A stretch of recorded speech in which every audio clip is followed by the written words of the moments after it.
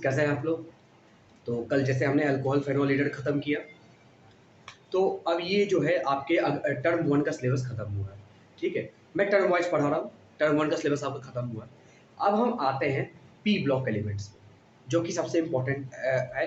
इससे पहले आप 11th में एस ब्लॉक एलिमेंट पढ़े होंगे।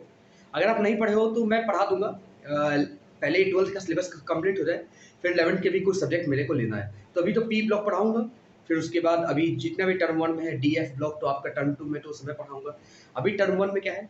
पी ब्लॉक, ठीक है? और पी ब्लॉक में सबसे इम्पोर्टेंट है नाइट्रोजन फैमिली, ठीक है? तो पी ब्लॉक में शुरुआत करते हैं हम पहले पी ब्लॉक एलिमेंट से। तो सबसे पहले तो जानिए ये पीरियोडिक टेबल के बारे में हम स्टडी कर रहे हैं। क्या कर रहे हैं? पीरियोडिक टेबल के बारे में स्टडी। और ये एसपीडीएफ ब्लॉक जो है, ये किसमें आता है? इनऑर्गेनिक केमिस्ट्री में। कल हमने क्या पढ़ा था? Organic chemistry. अभी जो पढ़ने जा रहे हैं इनऑर्गेनिक केमिस्ट्री। क्या? Inorganic chemistry, right?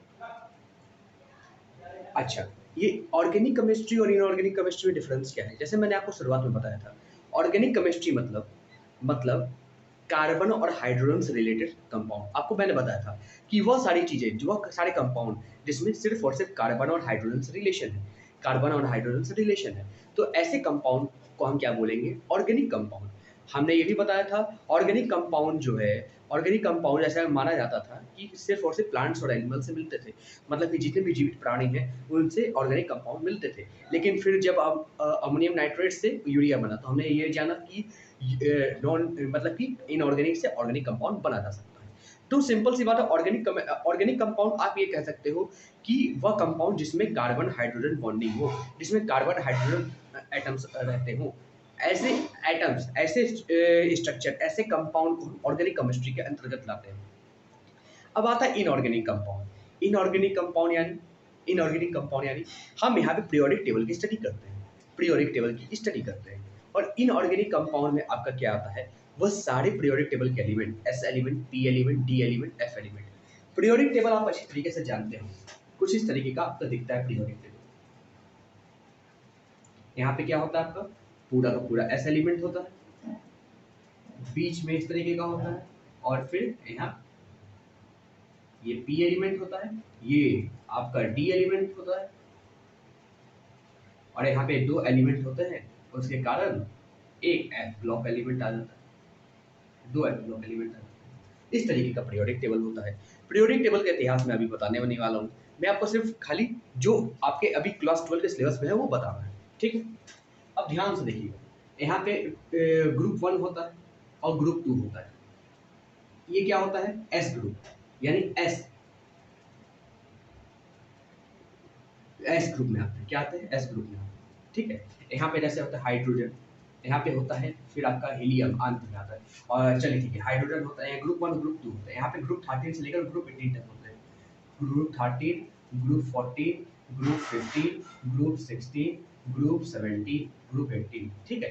तो ग्रुप 1, ग्रुप 2, फिर आपके ग्रुप 13 से लेकर ग्रुप 18 तक होते हैं, ठीक है? याद रखिएगा, ये ग्रुप 13 आपका,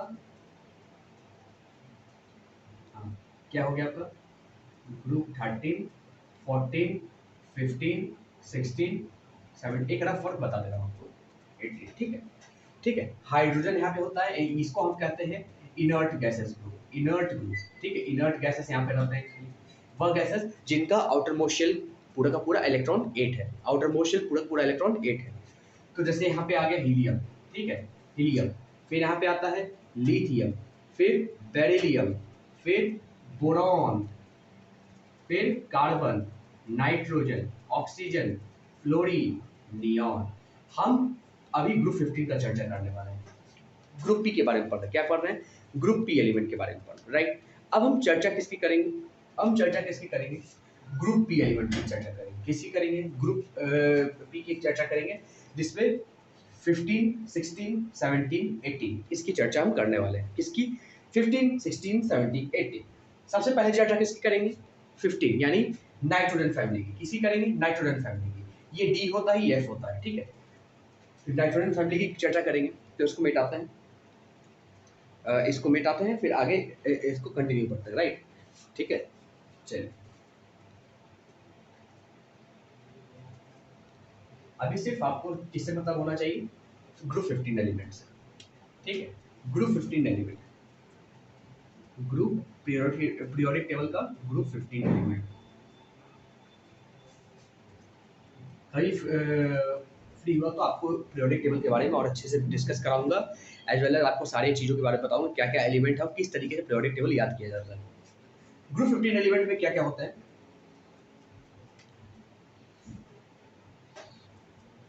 नाइट्रोजन, फॉस्फोरस, फॉस्फोरस स्पेलिंग सही है ना? Phosphorus, arsenic, antimony, bismuth,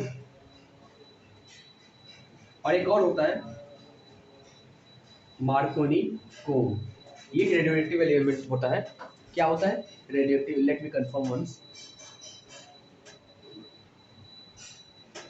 sorry, Marconi को ये क्या होता है? Moscovium, moscovium. ठीक है, तो ये आपके 6 एलिमेंट्स होते हैं ग्रुप 15 एलिमेंट। क्या होता है ग्रुप 15 में? 6 एलिमेंट्स होते हैं, nitrogen, phosphorus, arsenic, antimony, bismuth and moscovium. इसमें से कुछ मेटल्स होते हैं, कुछ मेटेलाइट्स होते हैं और कुछ नॉन मेटल्स होते हैं।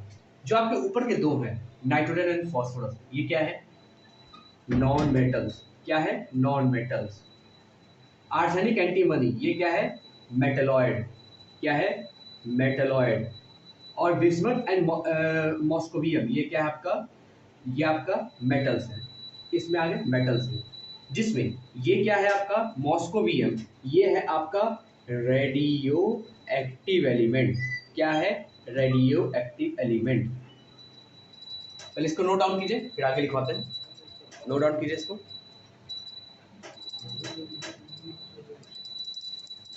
पॉज करके नोट डाउन कर लीजिएगा, आगे लिखिए। Moscovium is a radio active element. Moscovium is a radio active element. Moscovium is a radio active element. Its half life is very very less. Its half life time is very very less. बताते हैं half life time क्या है। Its half life time is very very less. So so so its chemistry has not been defined yet. So its chemistry has not been defined yet. ये वाला element है, ये moscovium, नाम दिया गया है मॉस्कोवियम। लेकिन इस एक्चुअली क्या है कि इसका जब जनरेशन होता है तो ज़्यादा देर एग्जिस्ट नहीं करता। हमने कहा हाफ टाइम इसका बहुत कम होता है। तो रेडियो एक्टिव एलिमेंट में किसी के एग्जिस्टेंस को हम किससे डिनोट करते हैं? हाफ टाइम से। रेडियो एक्टिव एलिमेंट, किसी भी रेडियो एक्टिव एलिमेंट को हम किससे डिनोट करते हैं? हाफ टाइम से। आप रेडियो एक्टिव एलिमेंट का नाम सुने होंगे, यूरेनियम, प्लूटोनियम, ये सारी चीज़ का नाम सुने होंगे। जैसे न्यूक्लियर बॉम्ब सुने हैं? न्यूक्लियर बॉम्ब, न्यूक्लियर पावर सुने हैं? ये न्यूक्लियर क्या है? ये न्यूक्लियर एलिमेंट्स होते हैं जिनका यूज़ किया जाता है, चाहे बॉम्ब बनाने में कर लीजिए, चाहे बिजली बनाने में कर लीजिए, इंसान के दिमाग के ऊपर निर्भर करता है। ठीक है, तो ये हाफ टाइम क्या होता है कि किसी भी चीज़ के एग्जिस्ट करने की, रेडियोएक्टिव एलिमेंट के एग्जिस्ट करने का टाइमिंग होता है। इसका जो मॉस्कोवियम का जो टाइमिंग है बहुत ज़्यादा कम, इतना ज़्यादा कम है कि हम इसकी स्टडी तक नहीं कर पाते। अच्छा, बंद के अपने आप नष्ट हो जाता है। ठीक है, मॉस्कोवियम, तो इसकी भी खोज चल रही है। एक्चुअली होता क्या है, पीरियोडिक टेबल में बहुत सारे ऐसे एलिमेंट डाल दिए जाते हैं जिनका ऐसे बोल दिया जाता है कि भाई हाँ, इस आने वाले जो एलिमेंट है इसके बारे में हमें कुछ नहीं मालूम, लेकिन आने वाले एलिमेंट है इसका एटॉमिक नंबर ये होगा, एटॉमिक मास ये होगा। बाद में जब खोजा जाएगा तो पीरियोडिक टेबल में डाल दिया जाता है। ऐसे बहुत सारे एलिमेंट आए हैं जिनको बाद में खोजा गया है, पीरियोडिक टेबल बनने के बाद खोजा गया है। बहुत सारे ऐसे एलिमेंट आए हैं। तो बेसिकली ये क्या है? एक रेडियोएक्टिव एलिमेंट है मॉस्कोवियम, जिसका हाफ लाइफ बहुत कम है, इसलिए इसके बारे में हमें ज़्यादा नहीं पता। तो बेसिकली हमें स्टडी किसकी करनी है? हम बेसिकली स्टडी करेंगे nitrogen, phosphorus, arsenic, antimony, bismuth, और इसको ही हम बोलते हैं नाइट्रोजन फैमिली। नाइट्रोजन फैमिली क्या बोलते हैं कि स्टूडेंट्स? Nitrogen family, right. और इसी की स्टडी हम अच्छे से कर लेंगे। ठीक है, तो अब आगे बढ़ते हैं। अब क्या करते हैं? आगे बढ़ते हैं, इसको इरेज कर देते हैं, मतलब मिटा देते हैं। आप इसको पॉज करके लिख लीजिएगा। ठीक है, चलिए। ग्रुप 15 एलिमेंट का सबसे पहले क्या है? Electronic configuration, general electronic configuration लिखिए, फिर आपको एक टेबल बनवा देंगे। इलेक्ट्रॉनिक कॉन्फ़िगरेशन, इलेक्ट्रॉनिक कॉन्फ़िगरेशन आप पढ़े होंगे, केमिस्ट्री में भी पढ़े होंगे, फिजिक्स में भी पढ़े होंगे।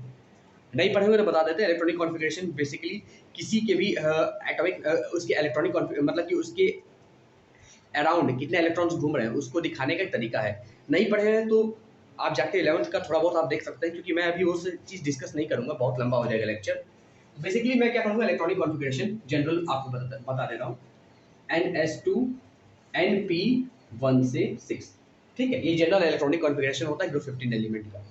अगर नाइट्रोजन है, यहाँ पे क्या हो जाएगा, नाइट्रोजन का एटॉमिक नंबर होता है 7, ठीक है, एटॉमिक नंबर होता है 7। तो ये अरेंज कैसे होता है, ये होता है मेरा हीलियम 2s2 और 2p3 3 4 5। आप कहेंगे सर हीलियम क्यों लगा दिए, हम कहेंगे भाई इसका एक्चुअल इलेक्ट्रॉनिक कॉन्फ़िगरेशन क्या होता है नाइट्रोजन का, 1s2 2s2 2p3, ठीक है। इलेक्ट्रॉनिक कॉन्फ़िगरेशन आप जाके एक बार पढ़ लीजिएगा एटॉमिक स्ट्रक्चर में क्लास 7 में, या मेरा एक लेक्चर है एटॉमिक स्ट्रक्चर का, पूरा मैंने लेक्चर डाला, लेकिन बहुत पुराना लेक्चर है।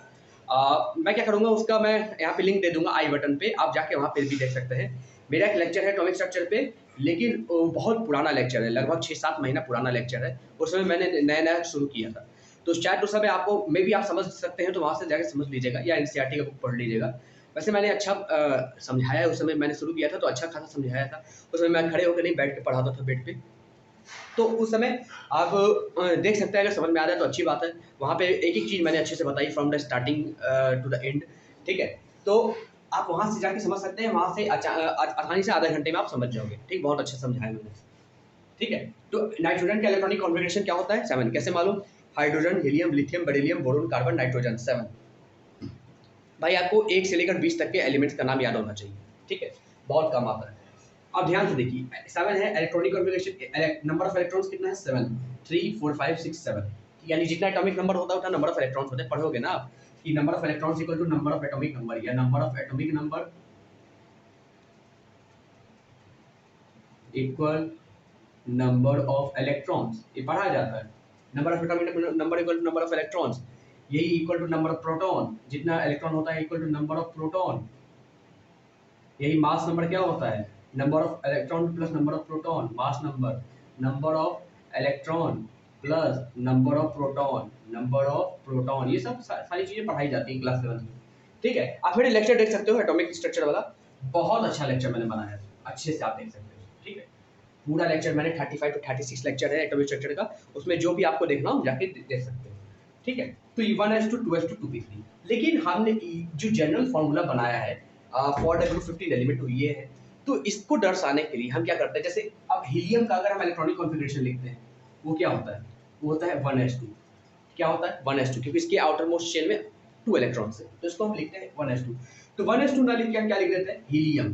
क्या लिख देते हैं, हीलियम। और इसी तरीके से ग्रुप 15 के हर एलिमेंट को हम ऐसे लिखते हैं, हीलियम से नहीं, इनर्ट गैसेस का यूज करके लिखते हैं।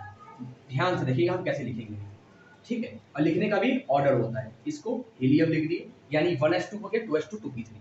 अब आगे हम बात करें फास्फोरस का। फास्फोरस का इसको ध्यान रखिए, हीलियम के नीचे क्या होता है, नियॉन।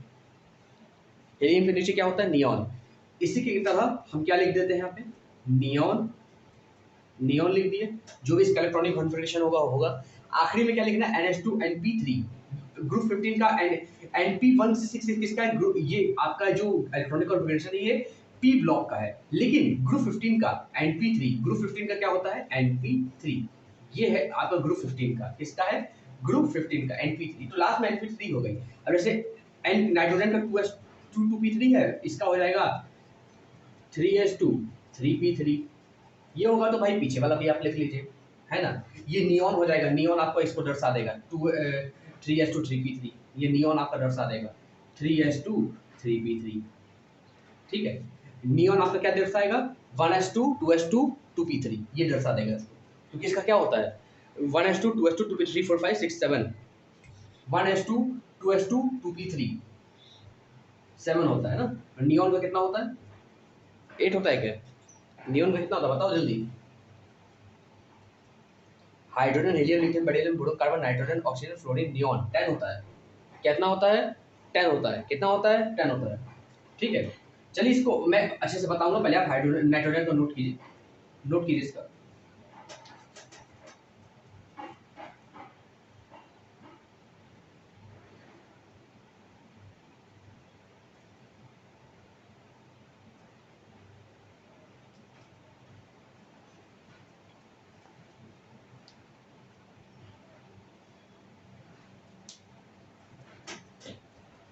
ठीक है, अब ध्यान रखिएगा, नाइट्रोजन का नोट कर ली। अब फॉस्फोरस का फिर से बताता हूँ, मैं नहीं चाहता कि आपको कोई कंफ्यूजन हो। फॉस्फोरस का जैसे मैंने कहा, जैसे यहाँ पे हीलियम लिए, हीलियम के नीचे क्या होता है, नियॉन। ठीक है, नियॉन, नियॉन, और मैंने क्या कहा 3s2 3p3, बस आपको एक एक नंबर बढ़ा देना है। आप कहेंगे नियॉन क्या है, नियॉन का कितना एटॉमिक नंबर होता है, 10। कितना होता है, 10 होता है। हम याद रखिएगा, S में मैक्सिमम इलेक्ट्रॉन 2 रह सकते हैं, P में मैक्सिमम इलेक्ट्रॉन 6 रह सकते हैं, D में मैक्सिमम इलेक्ट्रॉन 10 रह सकते हैं, F में मैक्सिमम इलेक्ट्रॉन 14 रह सकते हैं। इसी हिसाब से कॉन्फ़िगरेशन होता है। अब सबसे पहले मैं आपको कॉन्फ़िगरेशन से रिलेटेड थोड़ी सी चीजें बता देता हूँ। ठीक है, चलिए इसको रफ करते हैं। पहले इसको मैं बताऊंगा आराम से, पहले थोड़ी सी चीजें आप कॉन्फ़िगरेशन से रिलेटेड जानिए, जो कि मैंने अपने पहले लेक्चर बताया था। पहले कॉन्फ़िगरेशन में 1s होता है, फिर 2s होता है, फिर 2p होता है। अभी हम नहीं दिख रहे कितना इलेक्ट्रॉन मैक्सिमम हो सकता है। फिर 3s होता है, फिर 3p होता है, फिर 3d होता है, फिर 4f होता है, 4p होता है। ठीक है, इस तरीके से इलेक्ट्रॉनिक कॉन्फ़िगरेशन आगे चलता रहता है। ठीक है, इस तरह से और इलेक्ट्रॉनिक कॉन्फ़िगरेशन आगे चलता रहता है। लेकिन यहाँ पे क्या हो जाता है कि यहाँ पे हम एनर्जी को देखने लगते हैं। किसको देखने लगते हैं, एनर्जी को। किसको देखने लगते हैं, एनर्जी को। ध्यान से देखिएगा, हम मानते हैं एस की एनर्जी क्या है 0, पी की एनर्जी क्या है 1, डी की एनर्जी क्या है 2 और एफ की एनर्जी क्या है 3। ठीक है, अब 1s 2s 2p 3s 3p 4s 4p, इसमें कभी कभी सेम एनर्जी भी होती है, तो सेम एनर्जी वालों को एक साथ रखते हैं। जैसे 1 + 0 कितना हो गया, 1, 2 + 0 कितना हो गया, 2, 2 + 1 कितना हो गया, p है 1 हो जाएगा 3, 3 + 1 क्या हो गया 4। इसी तरीके से 3 + 0, ये 3 + 0 कितना हो गया 3, मतलब कि 2p के बाद 3s आएगा। इसी तरीके से 3 + 1 ये कितना हो गया 4। इसी तरह 3p के बाद क्या आएगा 3d, 3d 3 + 2 कितना हो गया 5, 4s, 4 + 0 कितना हो गया 4। अब ध्यान देखिए, यहीं पे आ जाता है गड़बड़।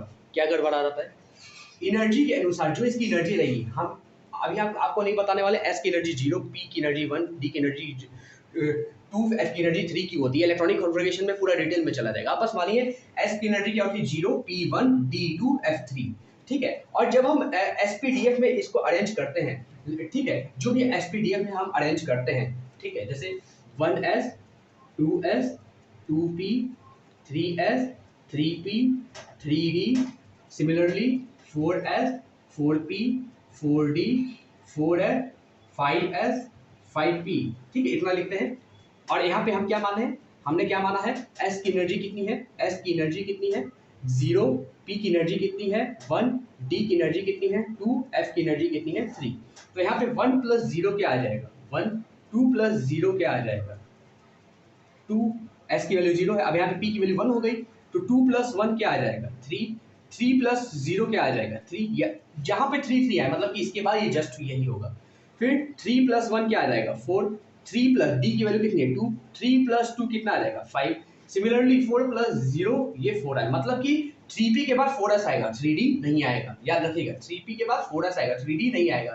सिमिलरली 4 + 1 = 5, 4s के बाद क्या आएगा 3d आएगा, 3d के बाद आएगा 4p, ये आ जाएगा 4 + 2 6, ये है 4 + 3 7, 4f है ना 7, 5 + 0 5, यानी 4p के बाद आएगा 5s, 4d 4f नहीं आएगा। 5 + 1 6, उसके बाद आएगा 4d, 4d के बाद आएगा 5p। हमें एनर्जी के अलाउंड हमें एडजस्ट करना है, यानी 1s 2s 2p 3s 3p 4s 3d 4p 4s 4s फिर 4p।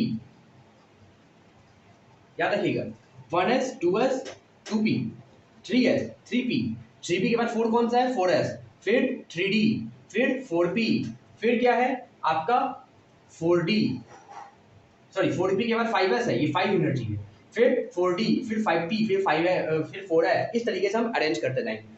तो हम इसको इस तरीके से दिखाते हैं, इस तरीके से दिखाते हैं एनर्जी के अक्रॉस। हम हमेशा एनर्जी के अक्रॉस इस तरीके से दिखाते हैं। कैसे, 1s एक डब्बे में बना लेते हैं, फिर 2s 2p, फिर 3s, हम जब पढ़ाए थे ऐसे पढ़ाए थे, 3p 3d, कुछ इस तरीके से। तो ये 1s आ गया, 1s के बाद क्या आएगा 2s, उसके बाद 2p, फिर उसके बाद आएगा 3s 3p और उसके बाद हमने क्या बनाया था 4s, ये d है 3d है 3d है, फिर 4s 4b 4d 4f, ठीक है। तो इसके बाद ये आया 4s, फिर 4s के बाद ये आया, फिर इसके बाद 4p आया, फिर 4d, फिर आगे जैसे आगे एनर्जी बढ़ता रहता है उसके हिसाब से हम अरेंज करते जाते हैं। तो ये आपको याद होना चाहिए, ठीक है। जैसे मैंने एनर्जी का लेवल बताया आपको याद होना चाहिए, कम से कम 5 तक तो याद ही होना चाहिए, ठीक है। चलिए, तो अब थोड़ा सा समझ में आएगा आपको जो इसका ग्रुप 15 का क्या होता है configuration, NH2 NP1 NP3, group 15 का NP3 होता है। S मैक्सिमम 2 इलेक्ट्रॉन अपने ऊपर ले सकता है, P मैक्सिमम 6 इलेक्ट्रॉन ले सकता है, D मैक्सिमम 10 और F मैक्सिमम 14 इलेक्ट्रॉन अपने ऊपर ले सकता है। ये थोड़ा सा याद रखिएगा, ठीक है, इससे आपको समझने में थोड़ा आसानी होगी। अब नाइट्रोजन की बात करते हैं। नाइट्रोजन क्या है, ये आपका क्या हो जाएगा, हीलियम 2s2 2p3, हीलियम क्या है 1s2, ठीक है। सिमिलरली फास्फोरस क्या हो जाएगा, उसके लिए नियॉन, आपको एक इनर्ट गैस पूरा याद होना चाहिए, ये आ जाएगा 3s2 3p3, राइट। फिर आर्सेनिक, आर्सेनिक क्या हो जाएगा, हीलियम नियॉन आर्गन, क्या है आर्गन, ये क्या हो जाएगा आपका, ठीक है। यहाँ से आपका थोड़ा सा आगे निकल जाएगा, ठीक है। यहाँ पे क्या हो जाएगा, आपका पहले 4s2 आ जाएगा, फिर आ जाएगा आपका 3d 10, फिर आएगा आपका 4p3, इस तरीके से, क्योंकि 4s पहले आएगा 3d बाद में आएगा, ये थोड़ा सा ध्यान रखिएगा, ठीक है। इस तरीके से आगे हम चलते रहेंगे। आर्गन, फिर आपका ये सॉरी आर्गन को हम कैसे दिखाएंगे, आर्सेनिक एंटीमनी, उसके बाद जो भी आपका इनर्ट गैसेस रहेगा, ठीक है, और उसी के साथ आगे आपका चलते रहेगा, ठीक है। अभी हम इसका लिस्ट लिखा देंगे आपको, तो आप इसको अच्छे से याद कर लीजिएगा। चलिए लिस्ट लिख लेते हैं थोड़ी चीज़ें का।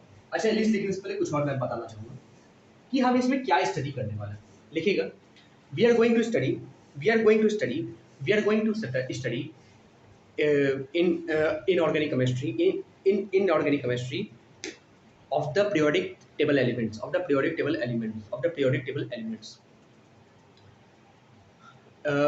we are going to study, आगे full stop देख लिखिएगा, we are going to study about ionization energy, electronic activity, atomic radius, and various kind of physical properties, which are which decide the behavior of the particular element. We will also study the preparation of such a compound, and also behavior at the room temperature, इतना लिख लीजिएगा। चलिए ठीक है, आगे हम थोड़ा सा टेबल आपको ड्रॉ करवा देते हैं, उसको अच्छे से ध्यान से देखिए। यहाँ से शुरू करते हैं हम थोड़ा सा टेबल वगैरह से। अब देख लीजिए, टेबल पहले आप बनाइए, पहले आप टेबल बनाइए, फिर आगे की बात करते हैं। एक बड़ा टेबल बनाइएगा, खाली यही 2 टेबल बनाइएगा, अभी 10-12 चीज दिखाना है। एक बड़ा सा यहाँ पे टेबल बनाइएगा, यहाँ पे एंड मत करिएगा क्योंकि मेरा बोर्ड छोटा है, इसमें मैंने एंड किया है। एक अच्छा सा टेबल बनाइएगा, लंबा करके, है ना, और थोड़ा यहाँ पे स्पेस दीजिएगा, क्योंकि यहाँ पे बोर्ड छोटा है इसलिए मैंने स्पेस नहीं दिया है। आप क्या कीजिएगा, स्पेस दीजिएगा, कम से कम इतना स्पेस दीजिएगा कि कम से कम इतना चौड़ा स्पेस रहे आपका, ठीक है। थोड़ा स्पेस देके लिखिएगा, नोट करिए इसको पहले।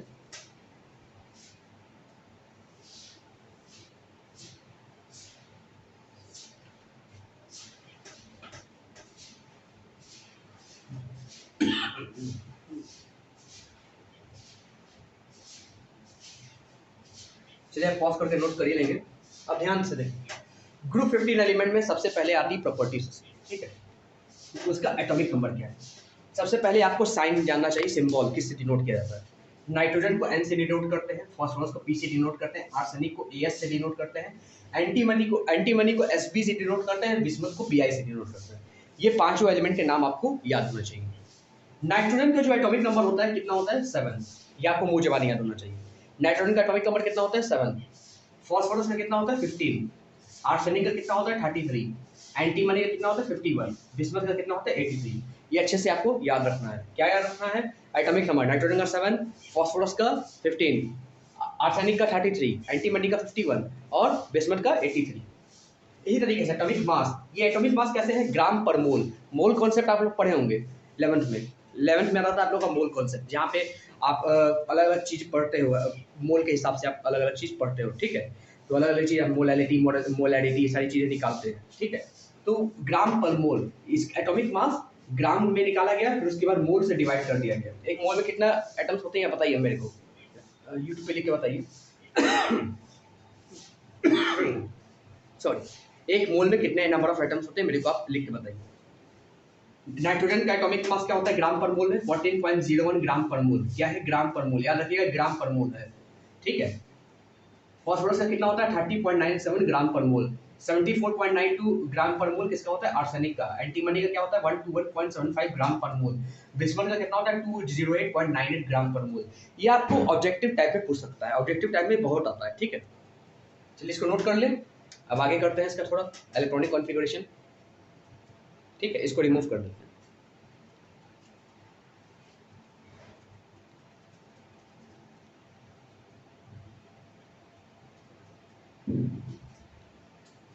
अब ये देखिए यहाँ पे कुछ चीज़ें मैंने बनाई टेबल पे, ठीक है। मैं यहाँ पे नहीं आ रहा क्योंकि आप बहुत बड़ा है, ठीक है।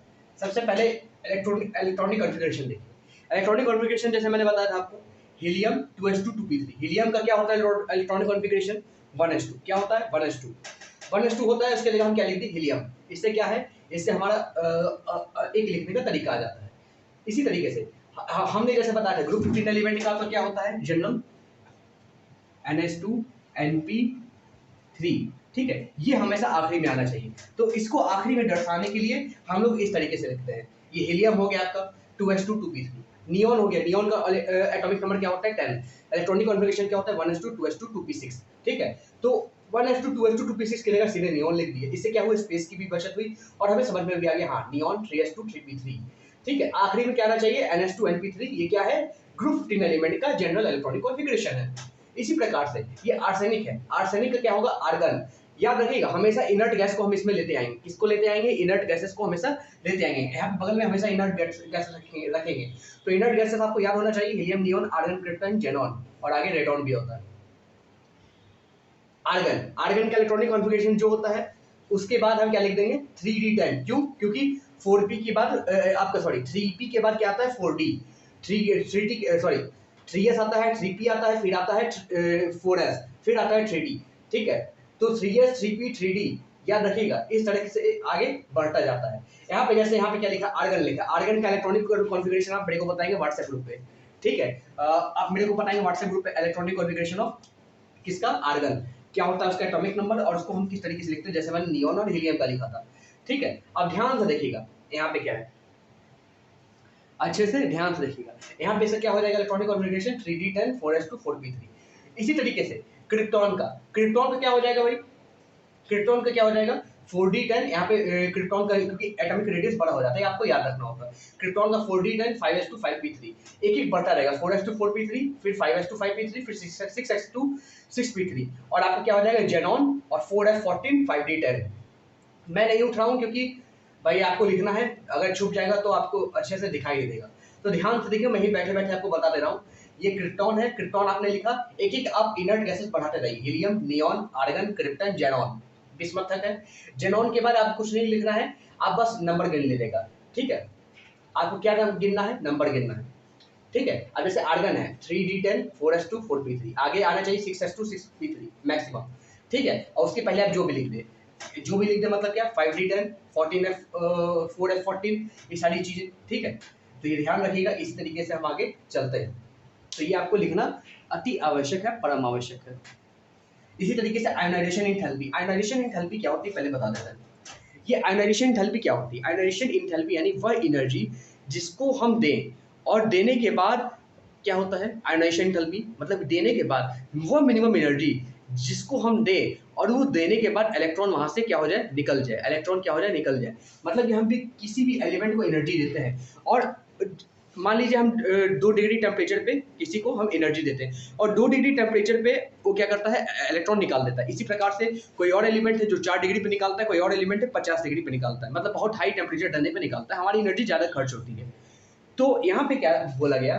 ये बोला गया कि भाई ये जो आयोनाइजेशन एंथैल्पी है क्या है कि फ्रॉम राइट टू लेफ्ट। अब राइट में सबसे पहले क्या आता है? सोडियम आता है। सोडियम की इलेक्ट्रॉनिक कॉन्फ़िगरेशन आउटर मोशन में कितना इलेक्ट्रॉन होता है? 1। तो अगर उसे कम एनर्जी देंगे उसको क्या है, उसको स्टेबल होना है, स्टेबल होने के लिए वो आसानी से इलेक्ट्रॉन को क्या करेगा, निकाल देगा। इसी तरीके से फ्रॉम लेफ्ट टू राइट अगर हम बढ़े पीरियोडिक टेबल में तो मेरी आयोनाइजेशन एंथैल्पी क्या होगी, बढ़ते जाएगी बढ़ते जाएगी बढ़ते जाएगी। लेकिन from top to bottom ionization enthalpy क्या होगी, घटते जाएगी घटते जाएगी, क्योंकि सेल क्या होता रहता है, क्या होता रहता है मेरा शेल, क्या होता है, शेल क्या होता है, बढ़ रहा है मेरा। नाइट्रोजन का शेल छोटा है, फास्फोरस का शेल और बड़ा है, सबका शेल बढ़ते जाता है इलेक्ट्रॉन का, इसका और बढ़ेगा और बढ़ेगा, जितना बढ़ेगा उतना आसानी से इलेक्ट्रॉन क्या हो सकता है, निकल सकता है।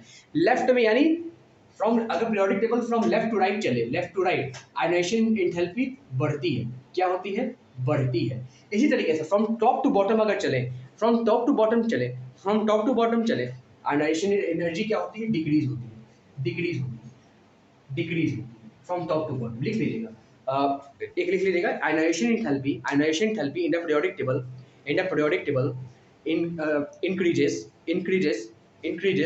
from left to right and it decreases when coming from top to bottom, ठीक है, when coming from top to bottom, ठीक है। अब नीचे लिखिएगा आयोनाइजेशन एनर्जी और आयोनाइजेशन एंथैल्पी भी कहते हैं उसको, आयोनाइजेशन एनर्जी और ionisation enthalpy, it is a minimum amount of energy, it a minimum amount of energy it a minimum amount of energy that we give to the periodic element, that we give to the periodic table elements to emit its electron with taking minimum amount of energy, we have given। तो जितने कम energy में अपना electron निकाल दे उसकी ionisation energy उतनी कम और वो उतना बेहतर एलिमेंट, ठीक है। और जो आसानी से इलेक्ट्रॉन निकाल दे वो क्या कहलाता है, मेटल कहलाता है। जो इलेक्ट्रॉन बहुत कठिनता से निकाले क्या होता है, सेमीकंडक्टर, और निकाले ही नहीं, नॉन मेटल, ठीक है। तो इसलिए हम कहते हैं लेफ्ट साइड वाला क्या होता है, सारा मेटल होता है। लेफ्ट टू राइट मेटेलिक, लिखिएगा एक और चीज नीचे, from left to right, from left to right, from left to right, from left to right, from left to right, metallic, ये लिख सकते हैं, metallic property decreases and from top to bottom metallic property increases, metallic property क्या होती है, कोई भी element अगर इलेक्ट्रॉन आसानी से दे दे कम एनर्जी में तो क्या होगा, जो भी आसानी से इलेक्ट्रॉन दे देता है वही मेटल है, क्योंकि मेटल में इलेक्ट्रॉन फ्लो जितना आसानी से होगा वो मेटल अच्छा मेटल कहलाता है, good conductor of electricity, good conductor of heat कहलाता है। इसलिए शेल बड़ा होने से टॉप टू बॉटम में क्या होता है, शेल जब इलेक्ट्रॉनिक कॉन्फ़िगरेशन में जो शेल बड़ा होता है मेरा इलेक्ट्रॉनिक कॉन्फ़िगरेशन में क्या होता है, उससे क्या होता है, मेरा इलेक्ट्रॉन पे पकड़ न्यूक्लियस का क्या होता है, कम होता है, इलेक्ट्रॉन पे पकड़ न्यूक्लियस का क्या होता है, कम होता है, जिससे वो आसानी से निकाला जा सकता है थोड़ी सी एनर्जी में।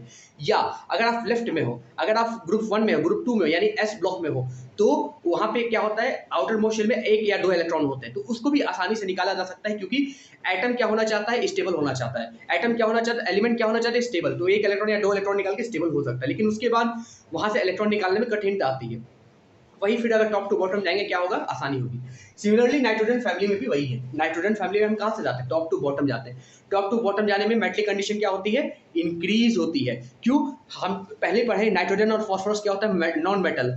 आर्सेनिक और एंटीमनी क्या होता है, मेटलॉइड। और बिस्मथ और जो मैंने एक रेडियोएक्टिव एलिमेंट बताया था वो क्या होता है, मेटल्स होते हैं, मेटल के अंदर, मतलब कि top to bottom metallic conductivity बढ़ रही है, ये थोड़ा सा याद रखिएगा। इसी तरीके से इलेक्ट्रोनेगेटिविटी की बात करें तो टॉप टू बॉटम क्या होगा, इलेक्ट्रोनेगेटिविटी क्या होती है, किसी भी इलेक्ट्रॉन को अपने पास रखने की क्षमता, किसी भी इलेक्ट्रॉन को अपने पास रखने की क्षमता। ये तो आयोनाइजेशन एंथैल्पी अच्छे से समझ गया। ये क्या होता है, टॉप टू बॉटम क्या होता है, डिक्रीज होता है, मतलब कि टॉप टू बॉटम आसानी से इलेक्ट्रॉन निकल रहा है तो हमें एनर्जी कम देना पड़ रहा है। लेकिन यही इलेक्ट्रोनेगेटिविटी की बात करें तो electronegativity from top to bottom decrease करती है। क्यों, इलेक्ट्रोनेगेटिविटी क्या होती है, हम इलेक्ट्रॉन को एकदम अपने पास पकड़े रहें, इलेक्ट्रॉन को खींचने की क्षमता, लेकिन जैसे ही शेल बड़ा होने लगता है उसका खुद का इलेक्ट्रॉन लूज होने लगता है, तो उसके पास क्या होती है, इलेक्ट्रॉन खींचने की क्षमता कम होती है। तो याद रखिएगा, लिखिएगा नीचे, electronegativity decreases from top to bottom। In nitrogen family का पढ़ना है तो इन नाइट्रोजन फैमिली लिख लीजिए, इन नाइट्रोजन फैमिली, ठीक है। फिर आगे आता है कोवेलेंट रेडियस, और ये तो हम जानते हैं रेडियस क्या होता है, बढ़ता है, इसमें कुछ बताने की आवश्यकता नहीं है। Covalent radius increases from top to bottom and decreases from left to right, ये भी थोड़ा सा याद रखिएगा। सॉरी ये तो हर समय इंक्रीज करेगा ना, टॉप टू बॉटम भी इंक्रीज करेगा, लेफ्ट टू राइट भी मेरा रेडियस इंक्रीज करेगा, घटेगा तो है नहीं। तो ये वाला याद रखिएगा, कोलेंट रेडियस लिखिएगा नीचे, लिखिएगा कोलेंट radius increases from top to bottom as well as from left to right।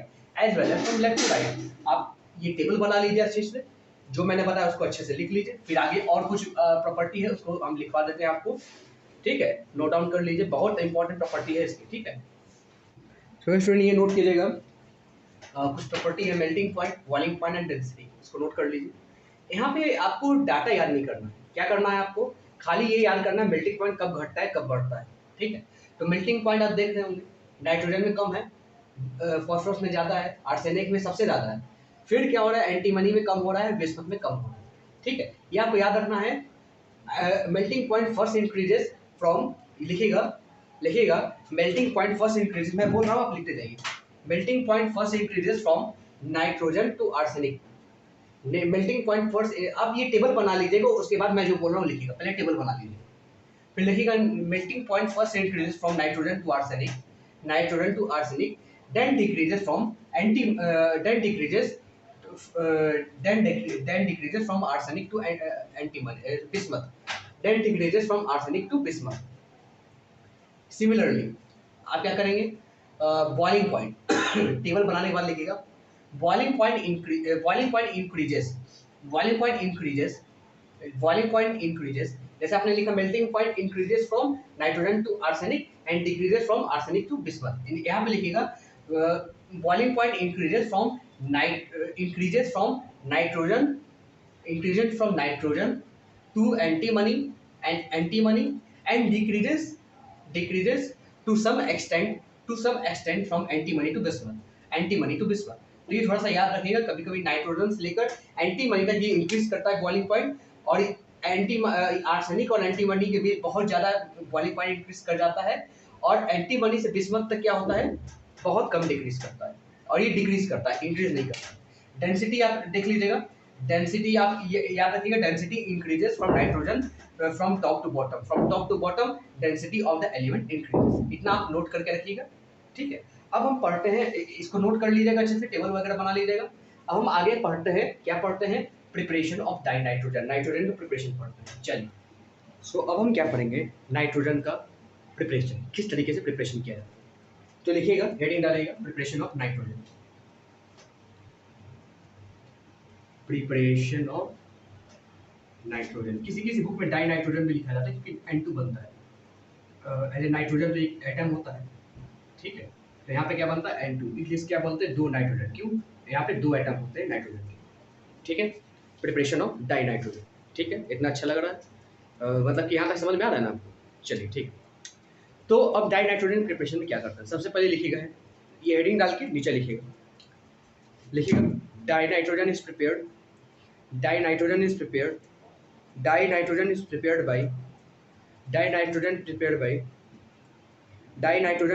by distillation of fractional distillation of air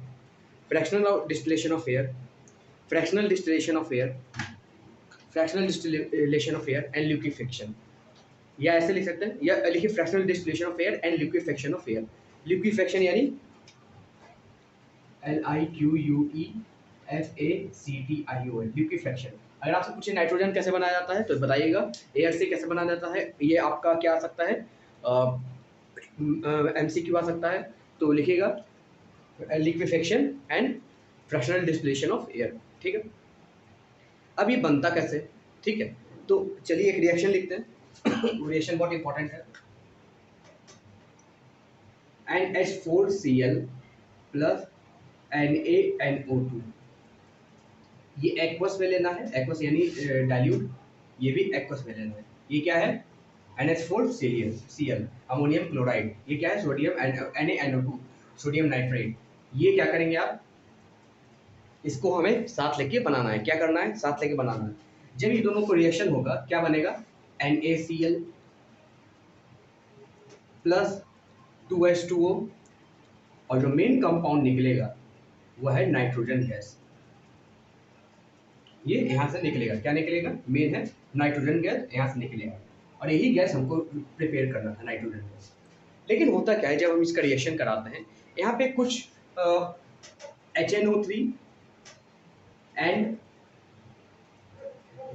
its compound, या ये कह सकते हैं HNO3 और एक NO कंपाउंड होता है, NO कंपाउंड, ये स्मॉल अमाउंट में ये इम्प्योरिटी क्रिएट कर देता है गैस में। नाइट्रोजन गैस में क्या कर देता है, इम्प्योरिटी क्रिएट कर देता है।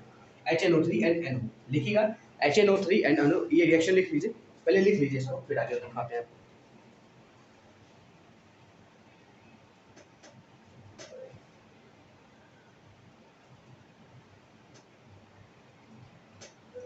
हाँ लिखिएगा HNO3 and NO, HNO3 and NO, pause करके लिख लीजिएगा रिएक्शन, उसके बाद लिखिएगा HNO3 and NO are obtained in a small amount with the nitrogen gas from this reaction, from the above reaction लिख सकते हैं आप, ऊपर लिखे ना reaction, from the above reaction.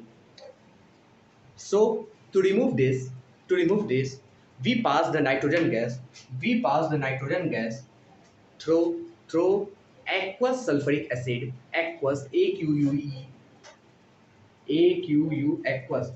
aqueous spelling सही है ना, aqueous, सॉरी AQU नहीं, aqueous यानी AQOUS, aqueous स्पेलिंग देख लीजिए एनसीईआरटी में, aqueous सीधे लिखिए aqueous सॉल्यूशन, aqueous यानी डाइल्यूट सॉल्यूशन, ठीक है।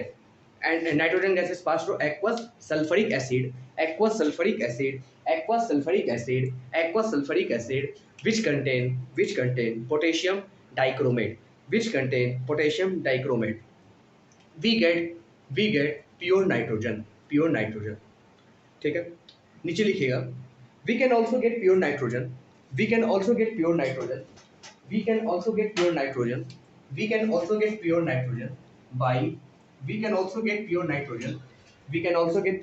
लिख लिए, we can also get pure nitrogen by the thermal decomposition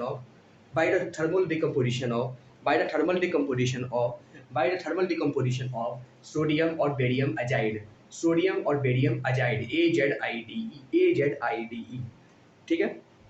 मतलब क्या है, मतलब क्या है, हाँ जैसे सोडियम या बेरियम एजाइड BaN3 का होल ट्राइस, ये क्या है, बेरियम अजाइड, या हम क्या ले सकते हैं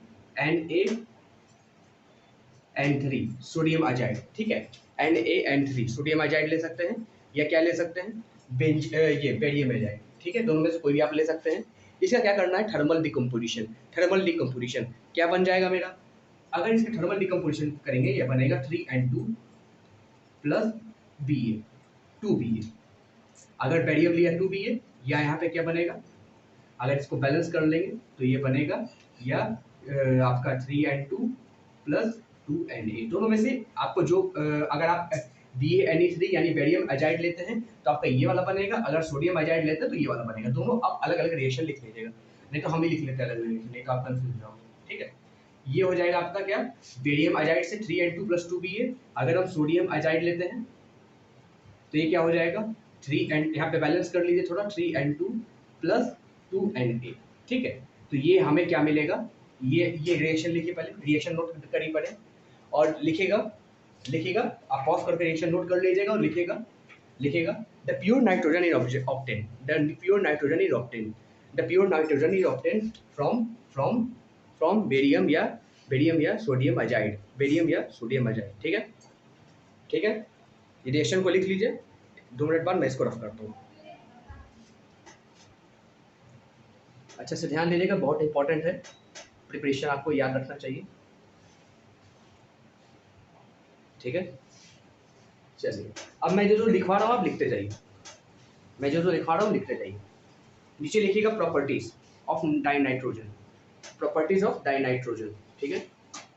फर्स्ट प्रॉपर्टी लिखिएगा डाइनाइट्रोजन इज, लिखते जाइए, dinitrogen is a colourless COLOURLESS colourless, odorless ODOURLESS odorless, tasteless and non-toxic gas, tasteless TASTELESS and non-toxic gas, ठीक है, समझ गए। फिर लिखिएगा nitrogen contain 2 isotopes, nitrogen contain two isotopes, isotopes जान रहे हैं, having the same having the same atomic number but different mass number, having the same atomic number but different mass number, ठीक है, having the same atomic number but different mass number। तो लिखिएगा it has to isotope. तो nitrogen के दो isotopes होते हैं, ठीक है, इसको पहले रफ कर लेते हैं। नाइट्रोजन के क्या होते हैं? दो आइसोटोप्स, आइसोटोप्स यानी having the same atomic number but different mass number, 7n14 and 7n15, दो आइसोटोप्स, ठीक है। ये दो आइसोटोप्स को आपको नोट डाउन करना चाहिए, नोट डाउन करें इसको, 7n14 एंड 7n15, ठीक है। फिर नीचे लिखिएगा, ये दोनों आइसोटोप नोट डाउन कीजिए, फिर नीचे लिखिएगा पॉइंट देके, it has very low solubility in water, it has very low solubility in water and very low freezing and boiling point, and very low freezing and boiling point, ठीक है। ये याद रखिएगा जो मैं लिखवा रहा हूँ, क्यों याद रखिएगा, क्योंकि ये आपका ऑब्जेक्टिव पूछा जा सकता है कि dinitrogen have the low, the isotope पूछा जाता है 7n14 या 7n15, इसका आइसोटोप्स का इसका बॉइलिंग पॉइंट या फ्रीजिंग पॉइंट कैसा है, या ये क्या वाटर में सॉल्युबल होता है कि नहीं, इस तरह का ऑब्जेक्टिव क्वेश्चन पूछा जा सकता है, ठीक है। फिर लिखिएगा डाइनाइट्रोजन, नीचे लिखे पॉइंट लिखते जाइए, जो मैं पॉइंट लिखा रहा हूँ वो सीधा आपको याद होनी चाहिए। Dinitrogen is inert at room temperature, is inert at room temperature, is inert at room temperature because of high bond enthalpy, high bond enthalpy, ENTHALPY, enthalpy of n triple bond n, ठीक है।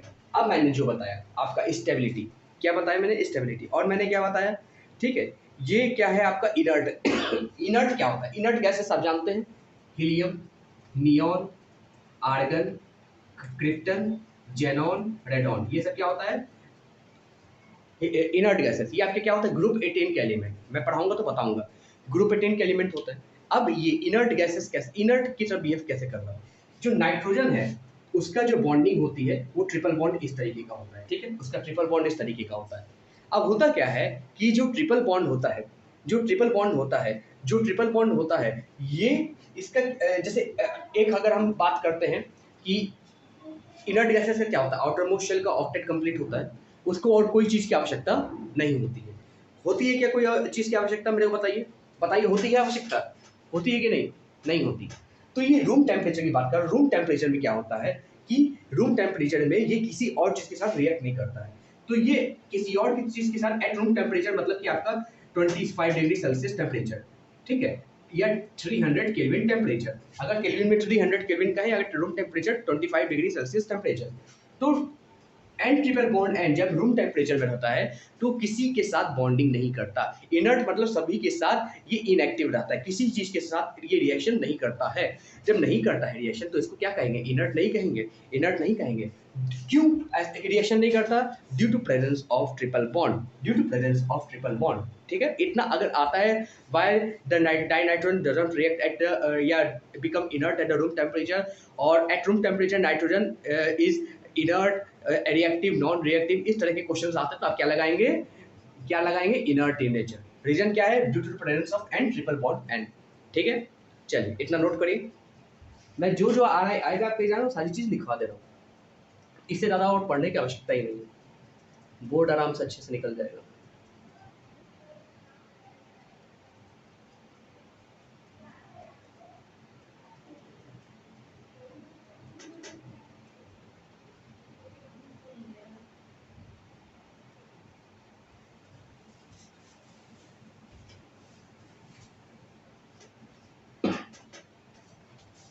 रब कर देते हैं, अब लिखिएगा नीचे,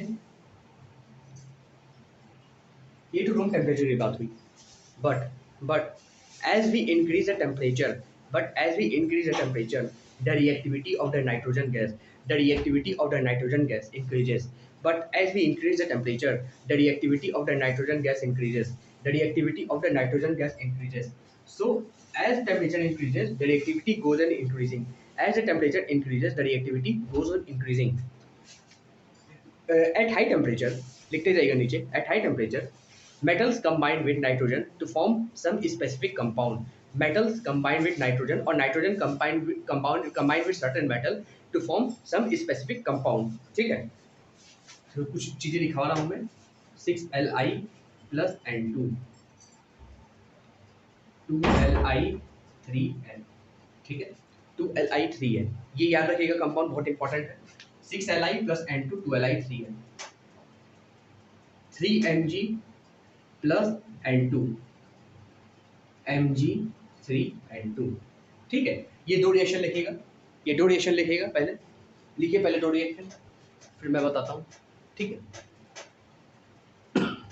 लिखिए पहले दो रिएक्शन.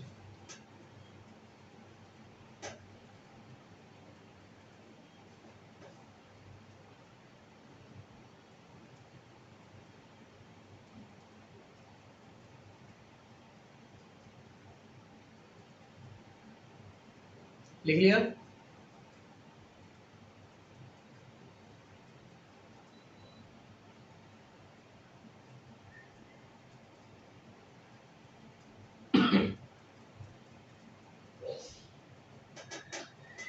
ये कैसे रिएक्शन करता है याद रखिएगा.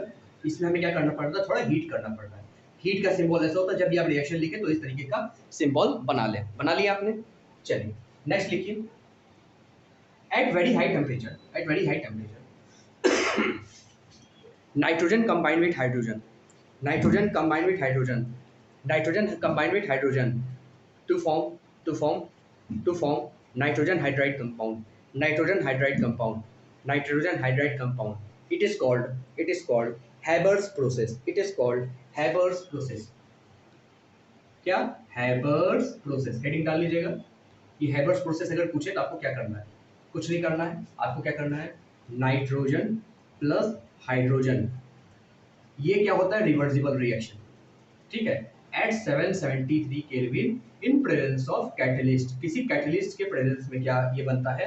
आपका 2NH. याद रखिएगा. हैबर्स प्रोसेस पूछे, हैबर्स प्रोसेस मतलब नाइट्रोजन हाइड्रोजन का कॉम्बिनेशन, नाइट्रोजन हाइड्रोजन का combination at 773 kelvin in the presence of a catalyst क्या बनता है? Nitrogen hydride. क्या बनता है? Nitrogen hydride. ठीक है, चलिए इसको थोड़ा सा और रफ कीजिए, आगे बोलते हैं. At very high temperature, in the same way at the very high temperature, in the same way at the very high temperature, in the same way at the very high temperature, nitrogen combined with oxygen. In the same way at very high temperature, nitrogen combined with oxygen, nitrogen combined with oxygen, nitrogen combined with oxygen to form nitrous oxide. To form nitrous oxide. Reaction लिख लीजिएगा. N2 plus O2. ये भी क्या होता है? Reversible reaction. 2NO, ये reversible reaction का sign है. ठीक है, याद रखिएगा, इसको हमें हीट करना पड़ता है वेरी हाई टेम्परेचर, तो ये ऐसा बनता है. तो ये नोट डाउन कर लीजिए. जो जो मैंने बताया बहुत ज़्यादा इंपॉर्टेंट है. क्या है? बहुत ज़्यादा इंपॉर्टेंट है. अब नीचे लिखिएगा use of nitrogen, use of die nitrogen. ठीक है, अगर पूछता है आपके ऑब्जेक्टिव में यूज ऑफ डाई नाइट्रोजन तो आपको लिखना आना चाहिए. लिखिए, the main use of die nitrogen is, the main use of die nitrogen is manufacture of ammonia. The main use of die nitrogen is manufacture of ammonia, manufacture of ammonia and other industrial chemicals containing nitrogen. तो main use यहाँ पे क्या है? and other industrial chemicals containing nitrogen. तो main use यहाँ पे क्या है? अमोनिया का फॉर्मेशन. नाइट्रोजन से क्या होता है? अमोनिया का फॉर्मेशन. ये बहुत इंपॉर्टेंट रिएक्शन है जो आपके एग्जाम में आने वाला है, अभी मैं बताऊंगा. इट ऑल्सो फाइंड यूज, लिखेगा मत. It also find use where an inert atmosphere is required. ठीक है, तो एक और चीज लिखिएगा नीचे. Liquid dinitrogen is used as, liquid dinitrogen is used as, liquid dinitrogen is used as a refrigerant, liquid dinitrogen is used as a refrigerant. ठीक है, ये स्पेलिंग लिखिएगा, refrigerant.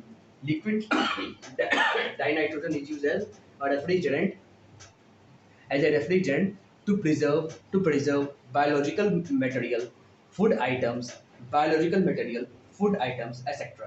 Biological material, food items, etc. Biological material, food item and etc. ठीक है, ठीक है. अच्छा, एक क्वेश्चन है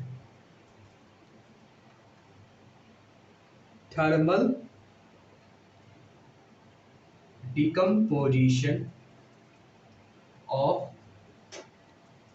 सोडियम अजाइड। अभी मैंने कुछ समय पहले बताया, अभी जस्ट मैंने कुछ समय पहले बताया। आपका क्या काम है, मेरे को इसका रिएक्शन लिख के देना है। मैंने अभी रिएक्शन भी लिखा था, आपका कुछ काम नहीं, बस उसको कॉपी करिए और मेरे को भेज दीजिए, या अगर आपको आता है तो आप लिख के भेजिए, मेरे को व्हाट्सअप कीजिएगा, ठीक है। चलिए अब इसको रफ करता हूँ और अमोनिया की प्रिपरेशन हम लोग करते हैं, ठीक है।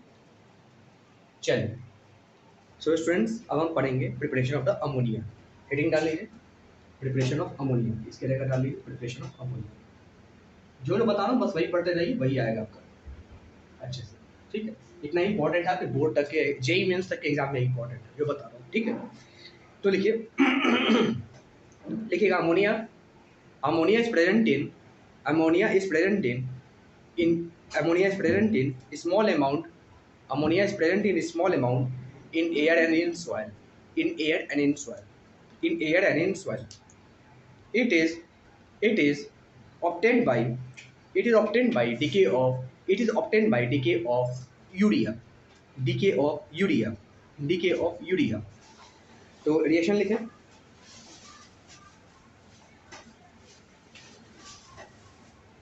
NH2CO NH2, क्या है ये, यूरिया, क्या है यूरिया, प्लस 2H2O वाटर के साथ। जब ये रिएक्शन होता है वाटर के साथ, जब ये वाटर के साथ रिएक्शन होता है तो क्या बनता है, NH4 का होल ट्वाइस, क्या बनता है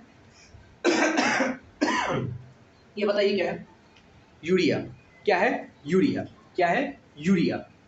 ये क्या बनता है, NH4 का होल ट्वाइस CO2, ठीक है, NH4 का होल ट्वाइस CO2 ये बनता है।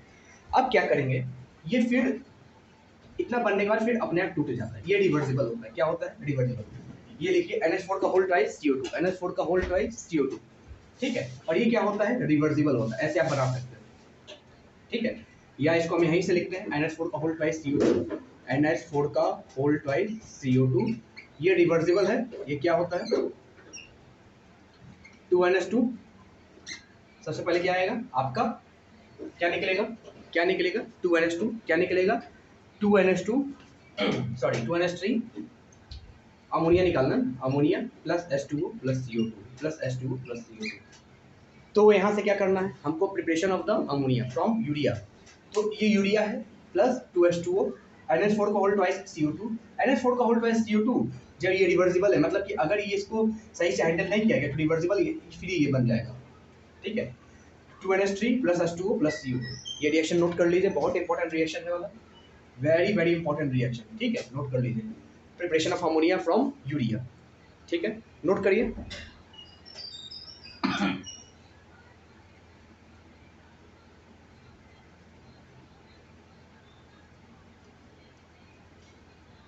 नोट करिए फिर बताते हैं।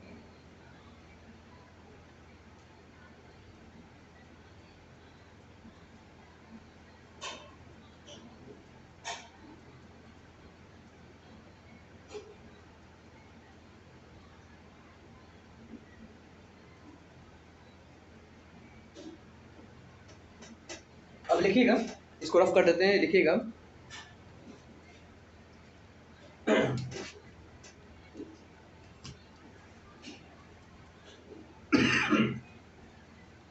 at a small level, at a small level at a small level ammonia is obtained from, at a small level ammonia is obtained from, at a small level ammonia is obtained from ammonium salt।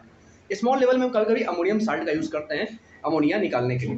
जैसे laboratory level में अगर किसी students को experiment दिखाना हो तो उस level में हम यूरिया तो लाएंगे नहीं, यूरिया का रिएक्शन कराएंगे नहीं, हम क्या करेंगे अमोनियम साल्ट। दो तरह के अमोनियम साल्ट होते हैं, एक होता है NH4Cl, क्या है अमोनियम क्लोराइड, इसको क्या करेंगे कॉस्टिक सोडा या CaOH का होल ट्वाइस, इसके साथ क्या करेंगे रिएक्शन कराएंगे। इसको क्या करते हैं कॉस्टिक सोडा, क्या करते हैं स्टूडेंट कॉस्टिक सोडा CaOH के होल ट्वाइस के साथ क्या करेंगे इसका रिएक्शन कराएंगे। जब इसका रिएक्शन कराते हैं तो क्या बनता है 2NH3, ये क्या है ammonia plus CaCl2 plus 2H2O, क्या बनता है 2NH3 plus CaCl2 plus 2H2O। इतना क्लियर है। अमोनिया बनेगा कैल्शियम क्लोराइड और वाटर, ये वेपर ग्रुप में उड़ जाएगा। आप चाहे तो उसको ऐसे दिखा सकते हैं, यदि ये उड़ जाता है। सिमिलरली एक और मटेरियल होता है, एक और अमोनियम साल्ट होता है, NH4 का होल ट्वाइस SO4। इसमें हम क्या करते हैं, सोडियम नाइट्रेट, क्या करते हैं, सोडियम नाइट्रेट क्या करते हैं, सोडियम नाइट्रेट यहाँ पे बनाते हैं। जैसे यहाँ पे हमने क्या दिया, कॉस्टिक सोडा यानी CaOH का होल ट्वाइस, यहाँ पे लेंगे हम सोडियम हाइड्रोक्साइड, ठीक है, हमेशा बेस लेते हैं सोडियम हाइड्रोक्साइड। तो क्या बन जाएगा आपका 2NH3 plus Na2SO4 plus 2H2, क्या बनेगा 2NH3 plus 2NH3 plus Na2SO4 plus 2H2, ठीक है। ये दोनों रिएक्शन अब सॉरी, ये दो रिएक्शन आपका बहुत इंपॉर्टेंट है। आप इंपॉर्टेंट इसलिए है क्योंकि ये लो लेवल यानी लेबोरेटरी लेवल पे बनाने का काम आता है, ठीक है। ध्यान से इसको नोट करिए, फिर आगे चलते हैं।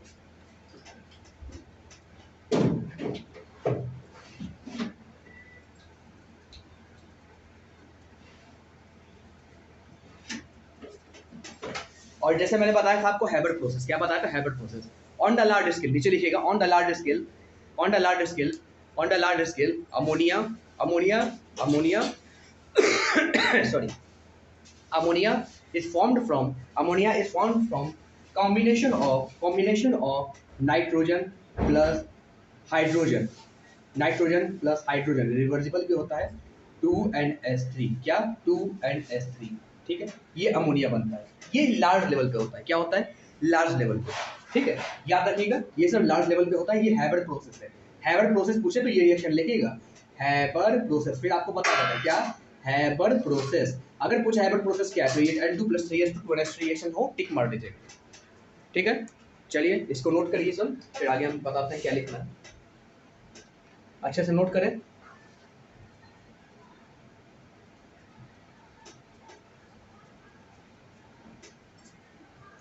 पॉज करके नोट कर लीजिएगा, फिर आगे चलते हैं। अब लिखिए जो मैं लिखवा रहा हूं,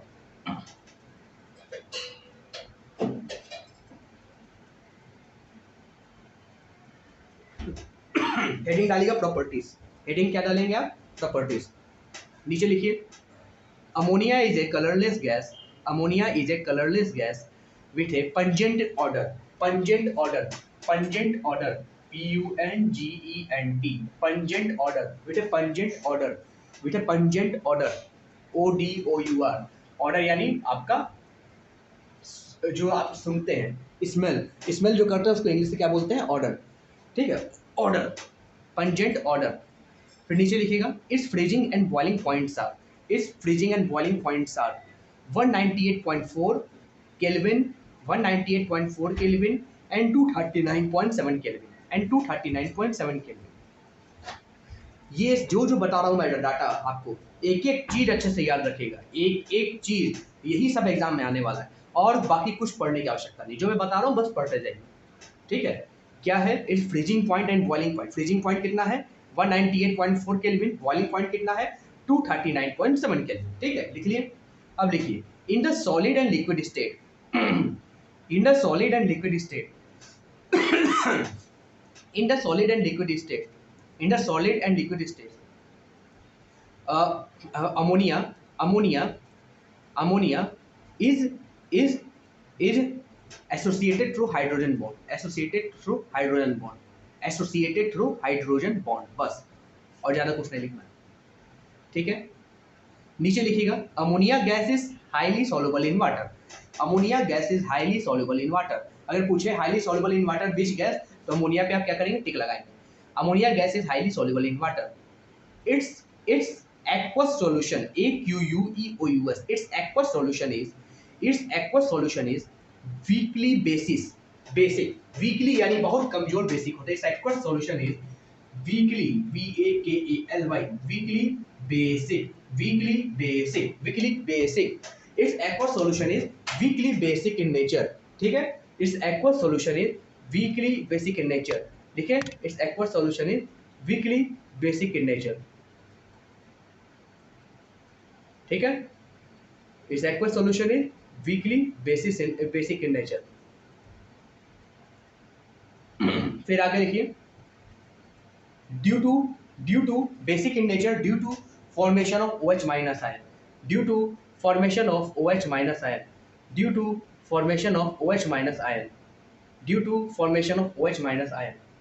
ठीक है, फिर एक रिएक्शन लिखिएगा, मैं आपको लिखवाता हूँ, फिर एक रिएक्शन लिखिएगा, इसको रफ कर देते हैं। मैं आपको वो बता रहा हूँ जो आपको लिखना है एग्जाम में, जो याद करना है, बाकी कोई चीज याद करने की आवश्यकता नहीं। NH3 plus H2O, NH3 plus H2O, ठीक है, तो ये क्या हो जाएगा, NH4 plus plus OH minus. जो ऊपर पार्ट लिखे हैं उसके नीचे क्या लिख दीजिए, रिएक्शन लिख दीजिए। जो ऊपर का पार्ट लिखे उसके नीचे क्या लिख दीजिए, रिएक्शन लिख दीजिए। ठीक है, फिर नीचे लिखिएगा it forms, it forms, it forms, it forms, it forms ammonium salt with acids, ammonium salt with acids, ammonium salt with acid as a weak base, as a weak base, WEAK if as a weak base it precipitates, precipitate, PRECIPITATES, precipitates the hydroxides, the hydroxides, it precipitates the hydroxide of many metals from their salt solution, of many metals from their salt solution। मतलब क्या करता है कि ये जो ammonia है, जो ammonia NH4 plus बना है, ठीक है, ये अमोनिया, ठीक है, ये क्या करता है, बहुत सारे ऐसे साल्ट सॉल्यूशंस हैं जिनका क्या करता है, प्रेसिपिटेट बना देता है। ठीक है, अब जैसे कुछ का हम एग्जांपल लेते हैं। अभी जितना लिखा है लिख लिया, ठीक है। अब हाँ, अब जैसे दो रिएक्शन का हम नाम लेते हैं, इसको हटाइए। ठीक है, अब जैसे सबसे पहले NH4Cl, अच्छे कलर से लिखते हैं, सर काला काला लिखना है, NH4Cl, ठीक है, NH4Cl, ये क्या है, अमोनियम क्लोराइड। क्या है भैया, अमोनियम क्लोराइड। क्या है, अमोनियम क्लोराइड। क्या है, अमोनियम क्लोराइड। ठीक है, अमोनियम क्लोराइड है, इतना जानते हैं, ये अमोनियम क्लोराइड आपको दिख रहा है।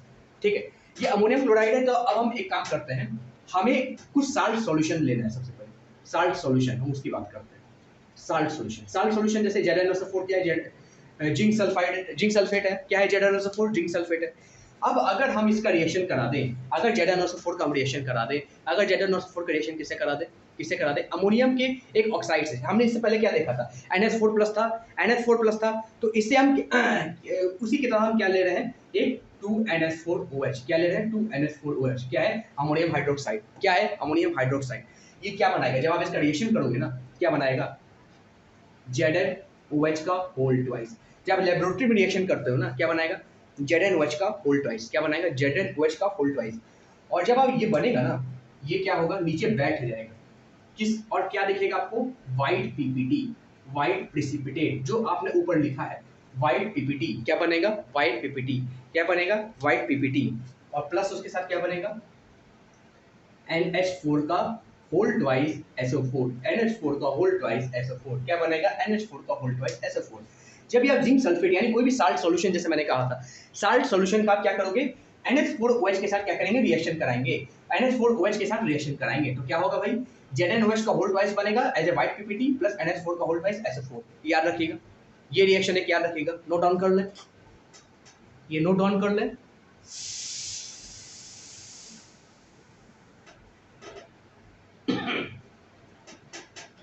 इसको हटा देते हैं, पॉज करके नोट डाउन कर लीजिएगा।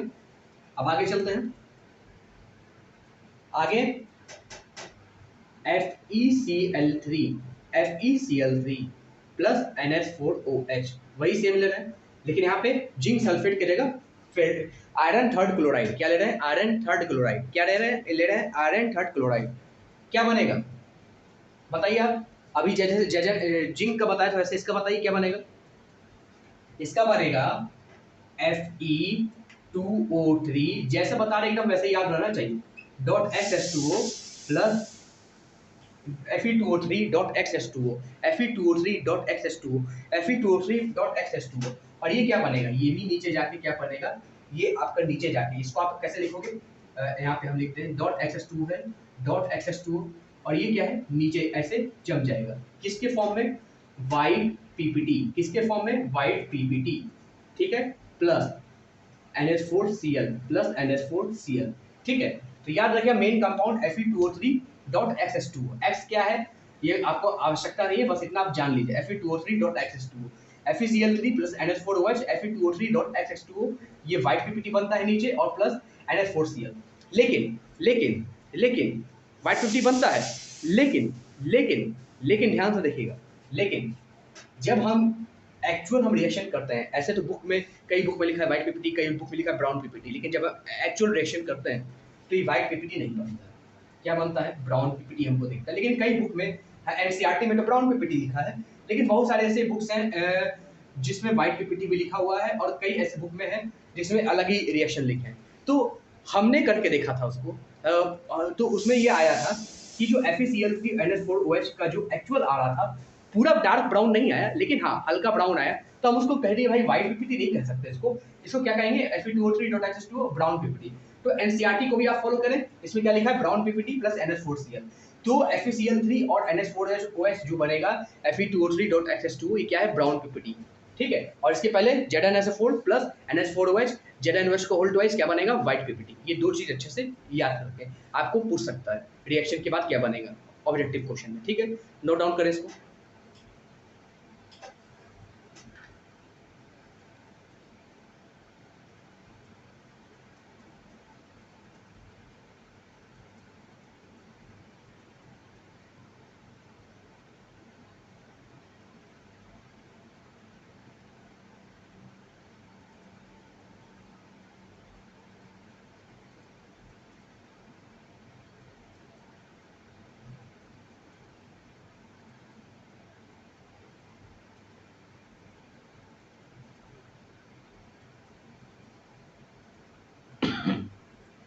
नोट डाउन कर लिए,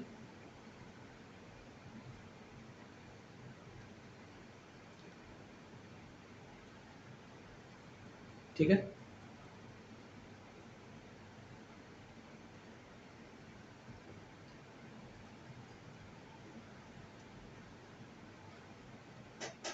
चलिए ठीक है, आज का हम लेक्चर यहीं पे समाप्त करते हैं। क्यों क्यों समाप्त करते हैं, क्योंकि ज़्यादा हो जाएगा, ऑर्गेनिक इनऑर्गेनिक केमिस्ट्री ज़्यादा टफ है, अगर ज़्यादा करेंगे तो ज़्यादा माथा घूम जाता है ना। तो मैं यहीं तक इन रखूँगा, आप इसको करते जाइएगा। आप सोचेंगे सर आप पैसे क्यों पढ़ा रहे हैं, आप लिखवा रहे हैं ज़्यादा, भाई इनऑर्गेनिक में पढ़ाना है नहीं, इसमें लिखवाना पड़ता है। इनऑर्गेनिक में हम क्या पढ़ाएंगे, इनऑर्गेनिक में ऑर्गेनिक तो रिएक्शन नहीं बता सकते, इनऑर्गेनिक में लिखवाना पड़ता है, और वो लिखवाना पड़ता है जो आपकी किताब में हो, ठीक है। क्यों ऐसा, क्योंकि क्लास वाले, बोर्ड वाले या आपके स्कूल वाले वही नंबर देंगे जो एनसीईआरटी में लिखा है, वे सब भी एनसीईआरटी पढ़ के ही आपको पढ़ाते, तो नंबर भी कब कैसे देंगे, जब एनसीईआरटी का लिखा हुआ आप पढ़ोगे। तो एनसीईआरटी के मैं वो इंपॉर्टेंट पॉइंट लिखवा रहा हूँ आपको, जो आपको लिखना है एग्जाम में, ऑब्जेक्टिव में जो आएगा आपको टिक मार्क करना है, वो आएगा तब जो इंपॉर्टेंट चीज आप अच्छे से करोगे। तो इस लेक्चर को मैं यहीं पे एंड कर रहा हूँ।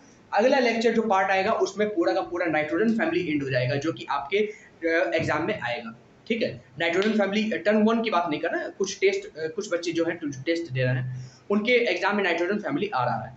तो यहाँ तक लगभग हम खत्म करते हैं अमोनिया के प्रिपरेशन तक। उसके बाद आगे हम इसके ऑक्साइड्स के बारे में बताएंगे, उसके रेजोनेंस स्ट्रक्चर के बारे में बताएंगे, आगे फॉस्फोरस का डिस्कशन करेंगे, है ना। और ये बहुत इंपॉर्टेंट है, आगे नाइट्रिक एसिड के प्रिपरेशन का डिस्कशन करेंगे, जो कि बहुत इंपॉर्टेंट आपके पार्ट रखता है, ठीक है। कुछ रिएक्शन बहुत इंपॉर्टेंट है, वो आपको जानना अति आवश्यक है। तो लेक्चर को यहीं पेंड करते हैं, इतना अच्छे से करिए, लगभग 1 घंटे से ऊपर का लेक्चर होगा, 1 डेढ़ घंटे, 1 घंटे का लेक्चर होगा, तो अच्छे से इसको अच्छे से कीजिए क्लियर, है ना, और इसको अच्छे से करें।